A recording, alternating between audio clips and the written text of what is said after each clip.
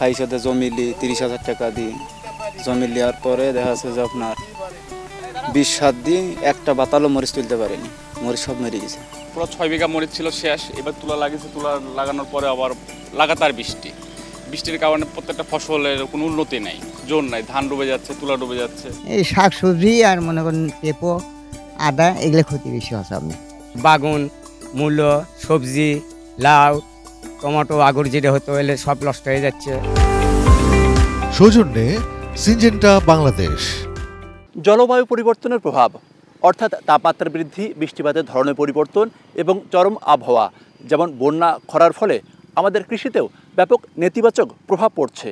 আর তা মোকাবেলায় করণীয় বা কী, এসব নিয়েই আমাদের আজকের কৃষি প্রযুক্তি অনুষ্ঠান। আর সঙ্গে আছি আমি মনিরুল ইসলাম মিন্টু।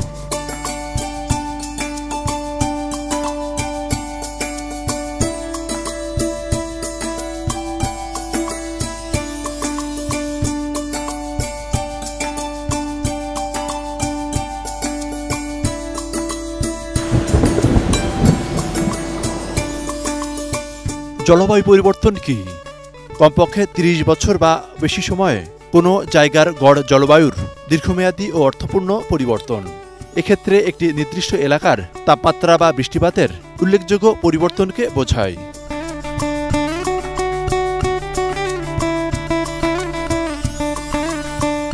বর্তমান সময়ে মানুষসৃষ্ট গ্রিনহাউস গ্যাসের ফলে পৃথিবীর উষ্ণায়নকে জলবায়ু পরিবর্তনের একটি অন্যতম কারণ ধরা হয়। তাপমাত্রা বাড়ার কারণে বায়ুমণ্ডলের ভারসাম্য নষ্ট হচ্ছে।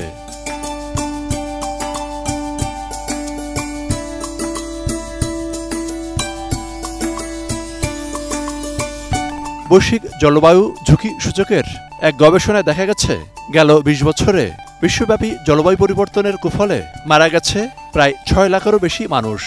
এর ফলে অতি খরা, অতিবৃষ্টি, প্রলয়ঙ্কারী ঝড়, তীব্র শীত, অসহনীয় তাপপ্রবাহ, করাল, বন্যা ও ভূমিধসের কঠিন বাস্তবতা ও চ্যালেঞ্জের মুখোমুখি হতে হচ্ছে।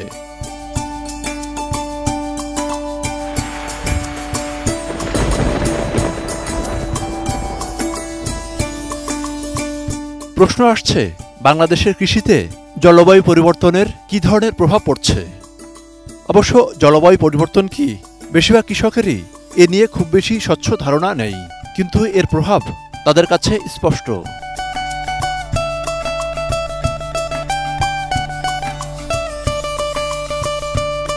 এই অঞ্চলে এই 3 মাস এখন বৃষ্টিপাত বেশি হয়। বৃষ্টিপাতের কারণে প্রচণ্ড পানি, যেখানে নিচু জমি সেখানে পানি জমে থাকে, যার পানি নিষ্কাশন ব্যবস্থা কম থাকায় পানি জমে থাকে এবং কৃষকরা যথাসময়ে সঠিক নিয়মে চাষাবাদ করতে ব্যর্থ হচ্ছে।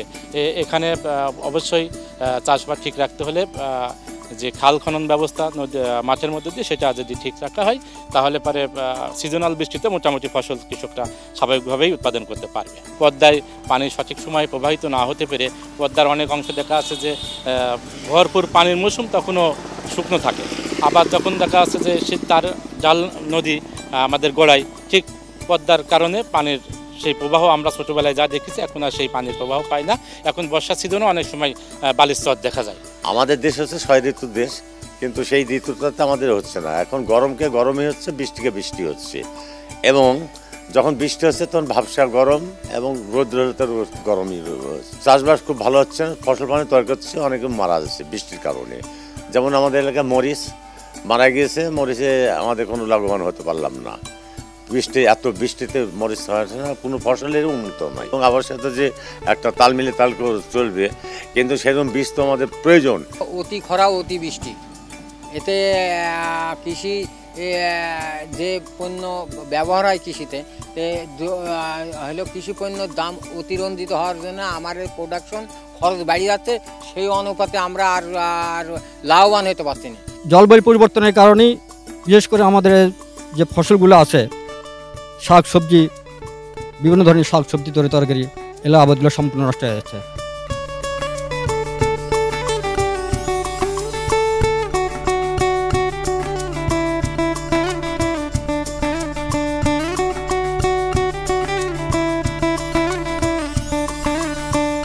অক্টোবর মাস শুরু হয়েছে।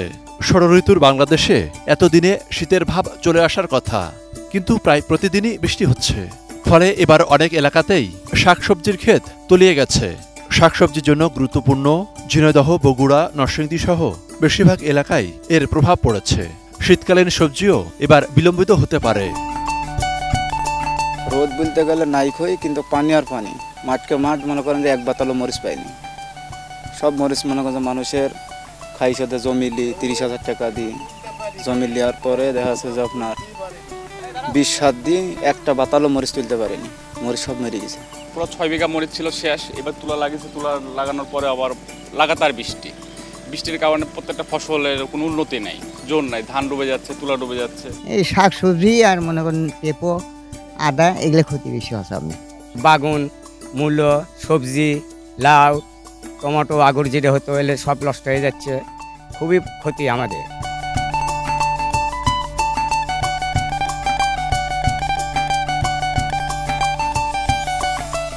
কৃষকরা বলছেন ধানের জন্য অবশ্য উপকার হলেও অতিরিক্ত বৃষ্টির কারণে এবার অনেক এলাকাতেই ধান লাগানো সম্ভব হয়নি।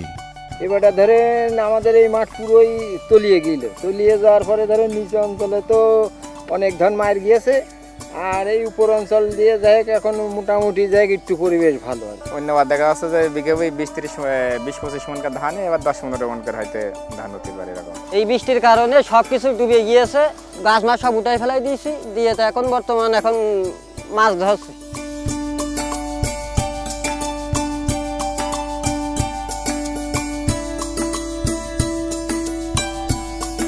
আবার অতিরিক্ত বৃষ্টিপাত এবং ভ্যাপসা গরমে পোকামাকড়ের আক্রমণও বেশি, ফলে কাঙ্ক্ষিত ফলন নিয়েও আশঙ্কা অনেকের।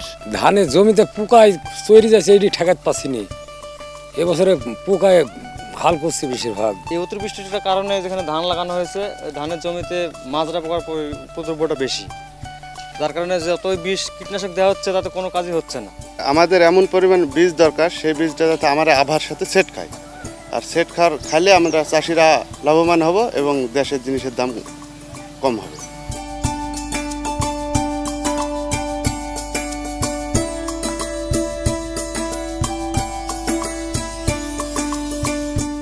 জনসংখ্যা বৃদ্ধির ফলে কৃষিতে উৎপাদন বাড়ানোর কোনো বিকল্প নেই, কিন্তু চাষাবাদের চ্যালেঞ্জ দিন দিনই বাড়ছে। কোনো সময় ধারাবাহিক তাপমাত্রার বৃদ্ধি, আবার কোনো সময় অতিরিক্ত বৃষ্টিপাতের ফলে মাঠে জলাবদ্ধতা।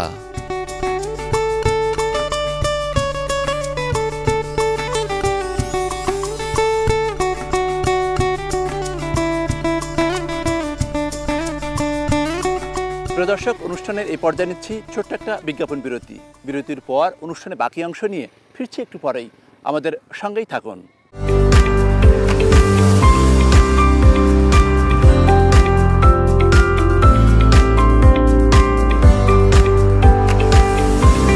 সৌজন্যে সিনজেন্টা বাংলাদেশ।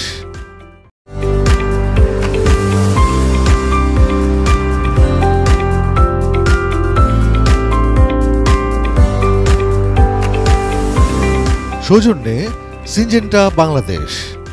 বিরতির পর আবারও ফিরে এলাম কৃষি প্রযুক্তি অনুষ্ঠানে। এতক্ষণ আমাদের সঙ্গে থাকার জন্য ধন্যবাদ। বিরতির আগে আমরা দেখছিলাম যে জলবায়ু পরিবর্তনের প্রভাবের ফলে বাংলাদেশের কৃষিতে দারুণ বিরূপ প্রভাব পড়ছে এবং কৃষকরা নানাভাবে ক্ষতিগ্রস্ত হচ্ছে। এই জলবায়ু পরিবর্তন সেটি আসলে একটা চলমান প্রক্রিয়া, এটি মোকাবেলায় করণীয় কী, এসব নিয়ে আমরা কথা বলতে চাই শেরেবাংলা কৃষি বিশ্ববিদ্যালয়ের প্ল্যান প্যাথোলজি বিভাগের অধ্যাপক প্রফেসর নোমান ফারুকের সঙ্গে। নোমান ফারুক, আমাদের কৃষি প্রযুক্তি অনুষ্ঠানে আপনাকে স্বাগতম। অনেক ধন্যবাদ আপনাকে।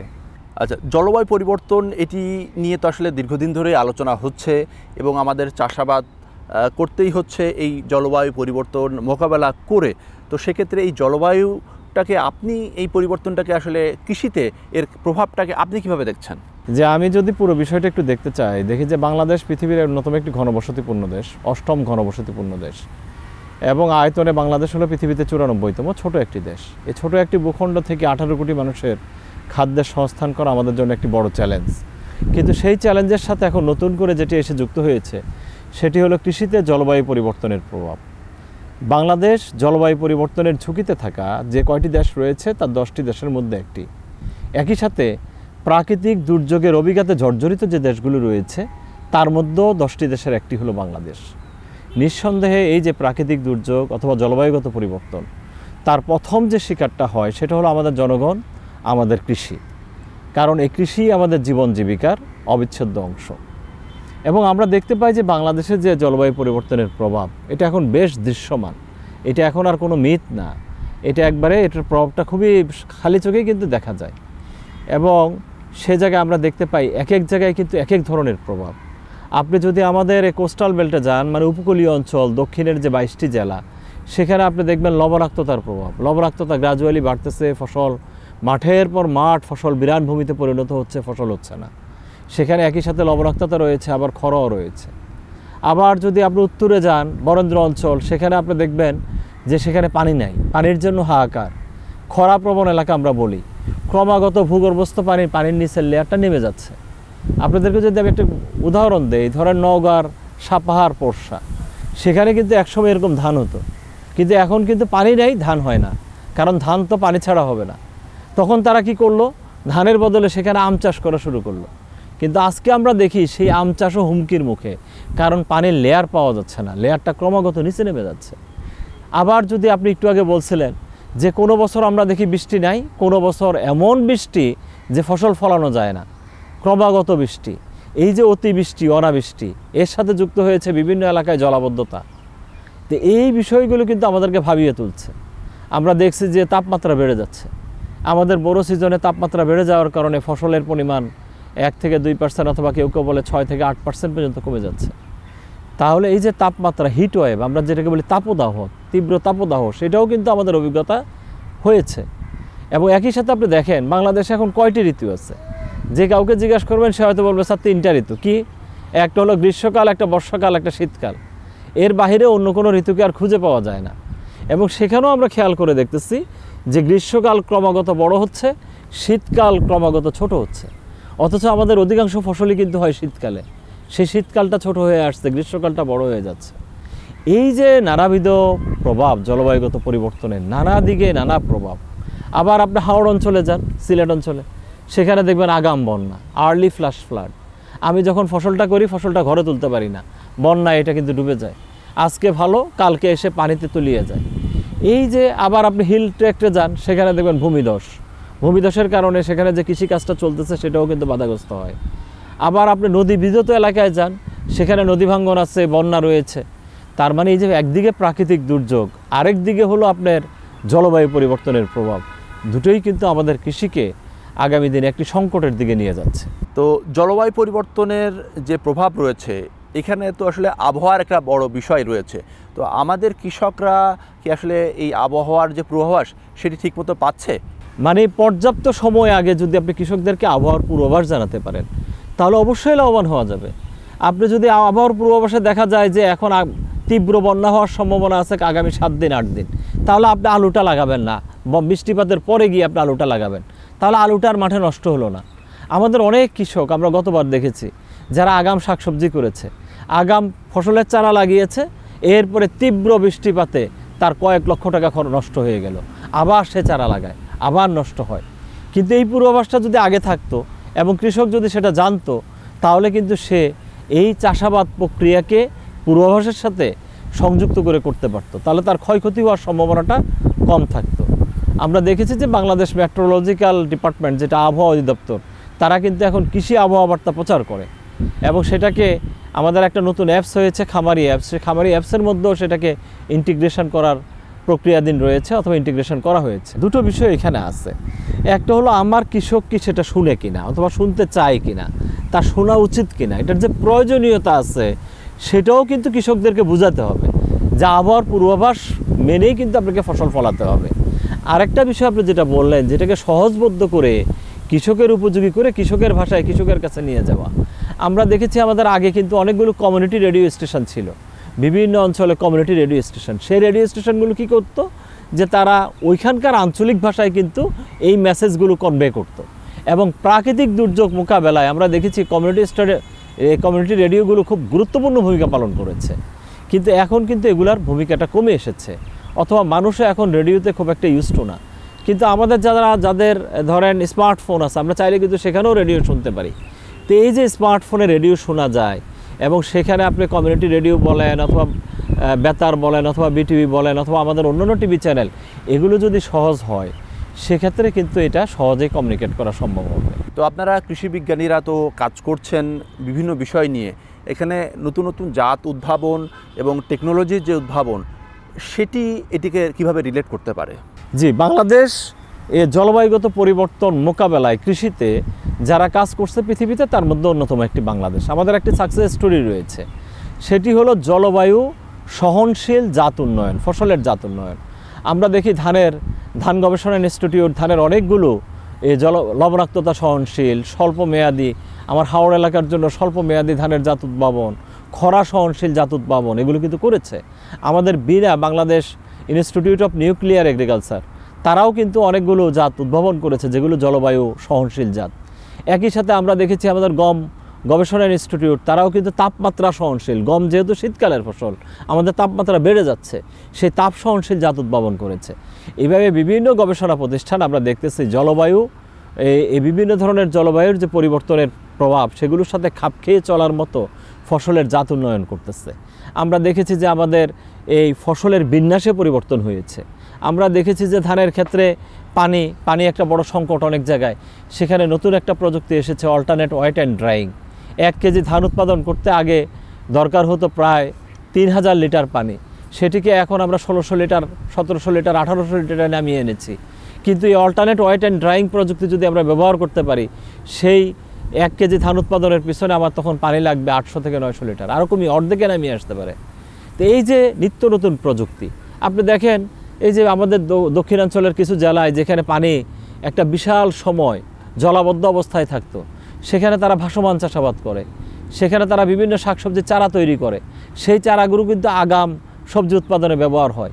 তার মানে আমরা কিন্তু যেখানেই চ্যালেঞ্জের সম্মুখীন হয়েছি সেখানে কিন্তু আমরা চেষ্টা করেছি কীভাবে চ্যালেঞ্জ থেকে উত্তরণ করা যায়। আপনি যদি খুলনা অঞ্চলে যান সেখানে দেখবেন ওখানে এখন মিনি পন্ড টেকনোলজি, সেখানে একটা ক্লাইমেট চেঞ্জ একটা প্রজেক্ট আছে কৃষি সম্প্রসারণ অধিদপ্তরের, সেখানে কৃষিবিদ মনি সেটা এখানে লিড দিচ্ছে, ওটার পিডি, এবং সে আমাকে দেখিয়েছে যেখানে যেখানে মিনি পন্ড আছে তার আশেপাশে পুরোটা গ্রিন মানে ওই মিনি পন্ডে পানি সঞ্চয় করে রাখে, ওই পানি দিয়ে যেই ফসলগুলোতে পানি কম লাগে বিশেষ করে ভুট্টার মতো ফসল সেগুলো তারা চাষাবাদ করে। তার মানে আমাদের কিন্তু সরকারি এবং বেসরকারি পর্যায়ে অনেক ধরনের প্রচেষ্টা লক্ষ্যমান, কিন্তু তারপরও সেটা যে শতভাগ সফল এটা বলা যাবে না, এখনও আমাদের অনেকগুলো সংকট রয়েছে। আচ্ছা, তো এই জলবায়ু পরিবর্তনের প্রভাব মোকাবেলায় সরকারি বেসরকারি আর কি উদ্যোগ প্রয়োজন বলে আপনি মনে করেন? আচ্ছা, এখন যে বিষয়টা খুবই জরুরি সেটা হলো আপনি বলছেন ওই যে কমিউনিকেশান। আমার যে ফসলের জাতগুলো উদ্ভাবন হলো সেগুলো মাঠে নিয়ে যাওয়া, সেগুলো কৃষকের সাথে পরিচিত করানো, সেগুলো মাঠে অ্যাপ্লিকেশান করা। এবং মনে রাখতে হবে জলবায়ু পরিবর্তন শুধুমাত্র একটা প্রযুক্তি দিয়ে হয় না, অনেকগুলো প্রযুক্তির সমন্বয়ে একটা প্যাকেজের মাধ্যমে একটা সমস্যাকে মোকাবেলা করতে হবে। এই যে প্যাকেজ আকারে যখন আপনি যেতে চাবেন, আপনি সেখানে মাটি ব্যবস্থাপনার বিষয় আছে, তো মাটি ব্যবস্থাপনার বিষয় নিয়ে কে কাজ করবে? SRDI, মৃত্তিকা সম্পদ উন্নয়ন ইনস্টিটিউট, অথবা ধান যদি এখানে হয় ধান নিয়ে কাজ করবে বাংলাদেশ ধান গবেষণা ইনস্টিটিউট, কৃষির অন্যান্য বিষয় নিয়ে কাজ করবে কৃষি গবেষণা ইনস্টিটিউট। এই যে বিভিন্ন স্টেক হোল্ডার সমন্বিতভাবে কাজ করা, আমার মনে হয় এইটা খুবই জরুরি। এবং একই সাথে আমরা দেখি যে NGO, বিভিন্ন ধরনের NGO, বিভিন্ন ধরনের ডেভেলপমেন্ট পার্টনার, বিদেশি প্রকল্প, এই সমস্ত কার্যক্রমের মধ্যে একটা হারমোনাইজেশন দরকার। যখন এই সবার কার্যক্রমের মধ্যে একটা হারমোনাইজেশন হবে তাহলে কিন্তু আমরা সুফলটা আরও অনেক বেশি পাবো এবং আমাদের প্রযুক্তিগুলো খুব দ্রুত মাঠে ছড়িয়ে যাবে। এবং এই প্রযুক্তিগুলো কিন্তু এক এক জায়গার জন্য এক এক রকম হবে, সব জায়গায় একরকম না। আপনি যখন বরেন্দ্র অঞ্চলে যাবেন, সাপাহার অথবা আপনি পৌষার কথা বলেছি, যেখানে এখন সবচেয়ে বেশি আম উৎপাদন হয় বাংলাদেশের, তো ওইখানে আপনি কীভাবে ড্রিপ ইরিগেশন দিয়ে পানির ব্যবহার আরও কমিয়ে আনা যায়, কিভাবে আমরা পানির ব্যবহারটাকে আরও বেশি ইফিসিয়েন্ট ওয়েতে করতে পারি, সেই প্রযুক্তিগুলো নিয়ে আপনাকে ভাবতে হবে। এবং যত বেশি আপনি আধুনিক প্রযুক্তি ব্যবহার করবেন তত বেশি কিন্তু আপনি এই ধরনের সমস্যার মোকাবেলায় আপনি লাক্সই প্রযুক্তি কৃষকদেরকে দিতে পারবেন। প্রফেসর নোমান ফারুক, আমাদের কৃষি প্রযুক্তি অনুষ্ঠানে আপনার মূল্যবান সময় দেওয়ার জন্য আপনাকে ধন্যবাদ। অনেক ধন্যবাদ আপনাকে। প্রিয় দর্শক, জলবায়ু পরিবর্তন সেটি মোকাবেলা করেই আমাদের কৃষির উৎপাদন বাড়াতে হবে। সেক্ষেত্রে আধুনিক প্রযুক্তির ব্যবহার এবং নতুন নতুন জাত উদ্ভাবন এবং সেক্ষেত্রে সরকারি বেসরকারি যে সমন্বয় ঘটানো সেটির আসলে কোনো বিকল্প নাই। শেষ করছি আমাদের আজকের কৃষি প্রযুক্তি অনুষ্ঠান। আগামী সপ্তাহে দেখা হবে ঠিক একই সময়ে। সবাই ভালো থাকুন, সুস্থ থাকুন, আর এটি নিউজের সঙ্গেই থাকুন।